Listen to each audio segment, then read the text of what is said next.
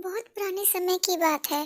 एक बड़े से समुद्र के बीचों बीच एक छोटा सा टापू था। पूरे टापू पर बहुत ही सारे पेड़ पौधे थे। मैदानों में हरी हरी घास थी। वह छोटा सा टापू बहुत ही सुंदर था। रात के समय तो उसकी सुंदरता और भी बढ़ जाती।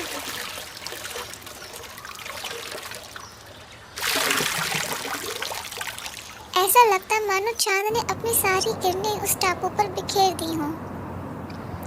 उस टापू पर एक बहुत ही अच्छा राजा राज करता था। सभी की खुशी में वह खुश होता था और सबके दुखों को बांटकर कम करता था। राजा के राज्य में सभी सुखी थे। राजा का एक बागीचा था। उस बागीचे में प्रत्येक प्रकार के फूल उगते थे। बागीचे के फूल बहुत ही सुंदर और मनमोहक थे। उन फूलों की खुशबू से सारा वातावरण महक उठता था। बगीचे में बहता झरना बगीचे के नज़ारे को और भी अधिक खास बना देता था।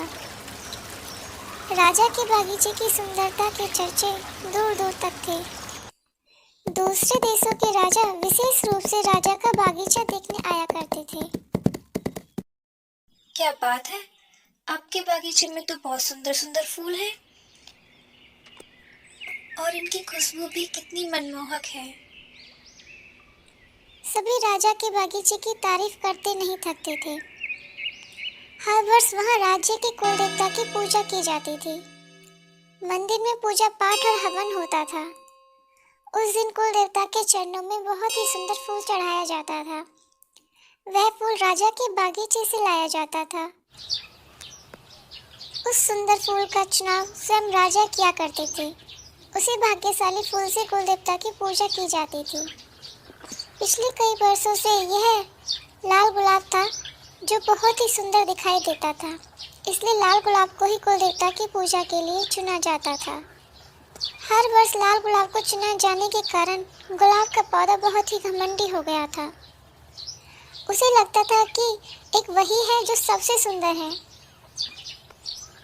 घमंड के कारण वह तितली और मधुमक्खियों को अपने फूल पर बैठने भी नहीं देता था।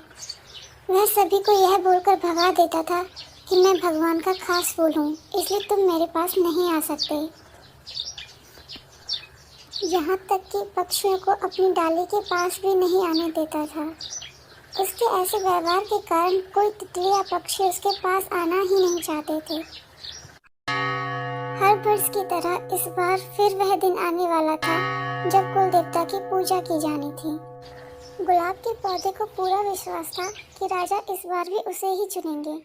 गुलाब के पौधे के पीछे मिट्टी के ढेर में एक पौधा अपने आप उगाया था।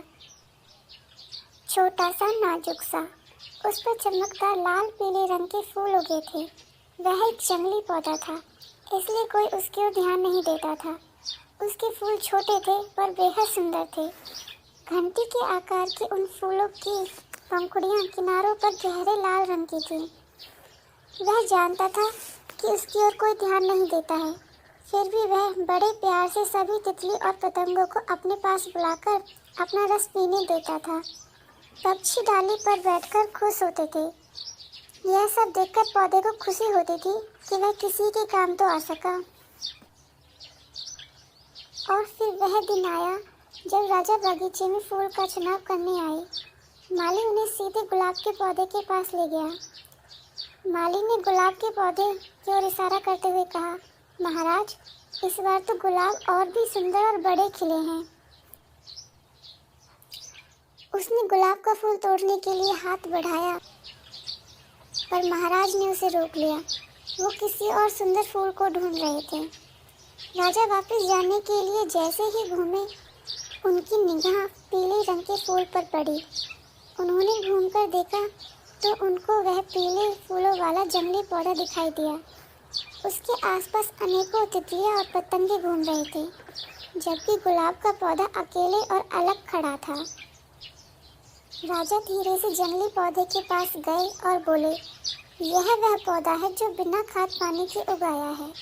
बाकी सभी पौधों का माली विशेष ध्यान रखते हैं, समय से पानी देते हैं, खाद डालते हैं और काट छाट करते हैं, इसलिए वे इतने सुंदर हैं।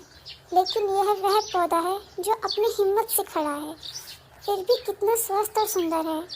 सबसे अच्छी बात यह है कि इसके अच्छे स्वभाव के कारण सभी तितलियां इसके पास आकर खुश हैं। यही है असली सुंदरता। इसलिए कुलदेवता की पूजा के लिए मैं इस फूल को चुनता हूँ। यह कहकर राजा उस फूल को पूजा के लिए ले जाते हैं।